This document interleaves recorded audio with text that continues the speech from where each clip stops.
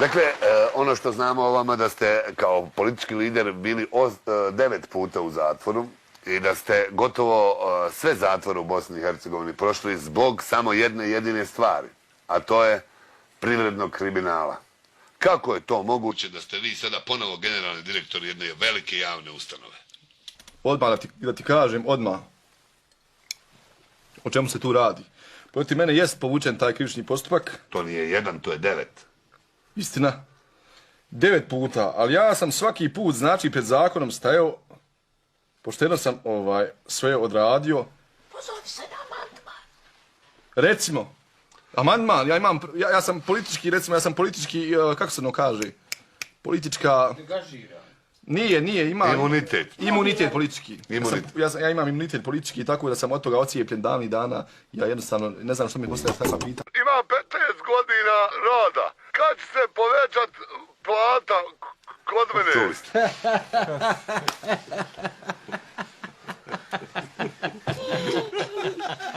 Možete još jedno ponad pitanje. Ja mislim da se nasmijemo baš kako ono džutlije. Dobro večer, Banja Luka.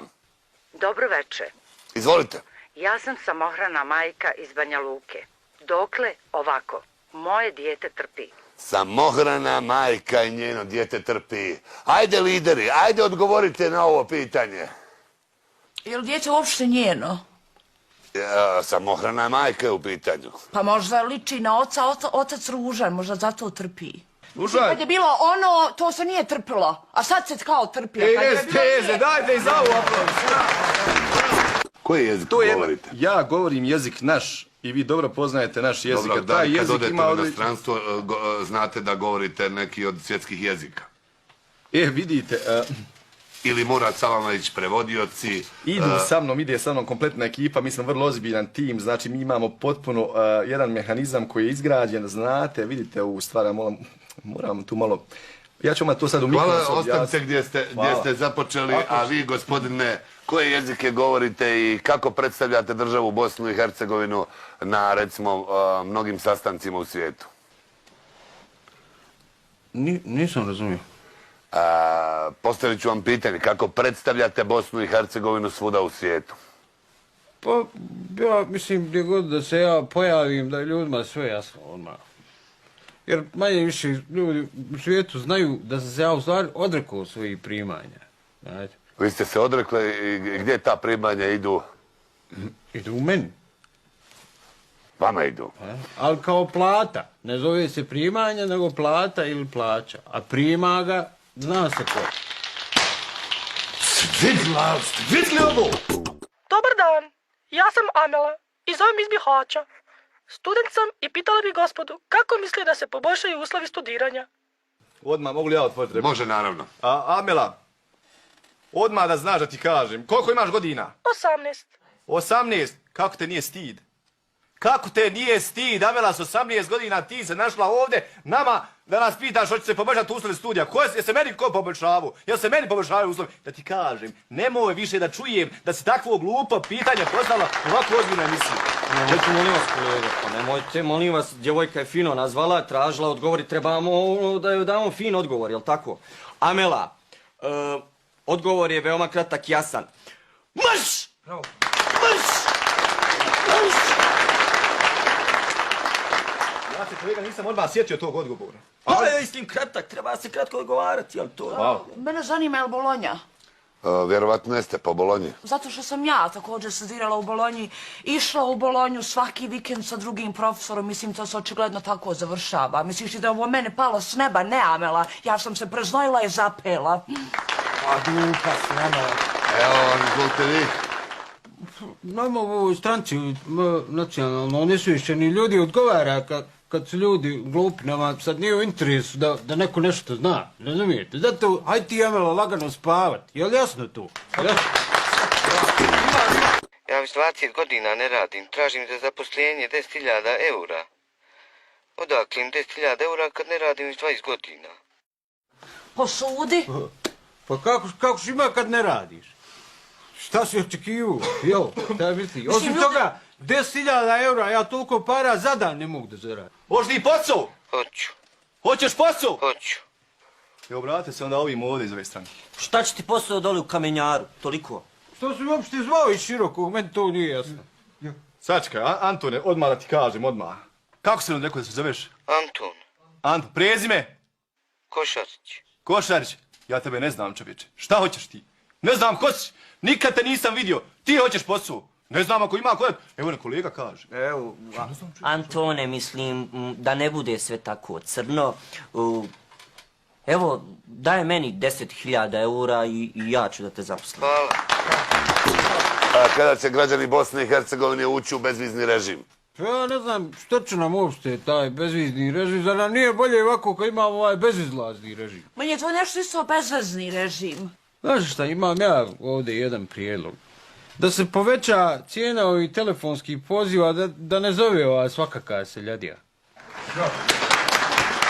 Da li ste vi za Evropu? Ma naravno da je Evropa za nas. Sad šta imam ja tu se ne pitam ja znam, ja jednostavno poznajem tu stvar u mikron. Ja jednostavno znam šta traže od nas, ja ću im dati ono što traže. A ove priče naprijed, nazad, to je apsolutno trivialno. Izvinite, nemojte više. Mislim da mi nismo geografski u Evropi od kad je Evrope. Mi zajedno s Albanijom jedini ne možemo da putujemo dakle, po Evropskoj uniji. Nismo članica Evropske unije, nismo ništa. Mi smo ništa. Nezavisni. Nezavisni. Šta hoćete, bili smo u baražu, jel, prošle kvalifikacije, koliko ja znam, igrali smo Otišli smo protiv na olimpijadu, Portugala. zar to nije odlazak u Kanadu? Da li znate ko je glavni grad Kanade? Išli smo i na Eurosong. Aljaska. Ja, Nije to ti Koji je glavni grad Kanade, ministrice? Toronto. Kako se ono zove kad se ona sjeno, kad se kosi? To je nešto, to. Otava. Ottawa, Toronto, a gdje je olimpijada? U Vancouveru. Vancouver, evo, znaju naši političari, recite nam još samo jedno pitanje. To je bila odgovor za našu slušateljku, gledateljku iz Banja Luke, koga imamo sada na vezi. Rajka iz Šekovića. Rajka iz Šekovića, izvolite Rajka. Kad ćemo ući u bezvizni režim? Imam penziju 190 maraka, dokle ovako? Rajka iz Šekovića pita. Dozvolite. Rajka, Molim? koliko si rekla da imaš? 190 maraka. 190 maraka, slušaj Rajka, ti kažem. Sa 190 maraka, nemoj Bona niđe ići kako te nije stid. Nemoj da nas sramotiš tamo u drugim zemljama. 190 maraka ti bi tamo po Beču išla da sramotiš našu zemlju. Slušaj, na meni je 3000 maraka samo garderobe. Ste vidjeli ovo? Ti u kući imaš 3 utisnice još da neđe ideš. Tako je, Daj ti vodi. Ima li još neko da odgovori Rajki kada u bezvizni režim moramo zaista znati kada će građani Bosne i Hercegovine ući u bezvizni režim?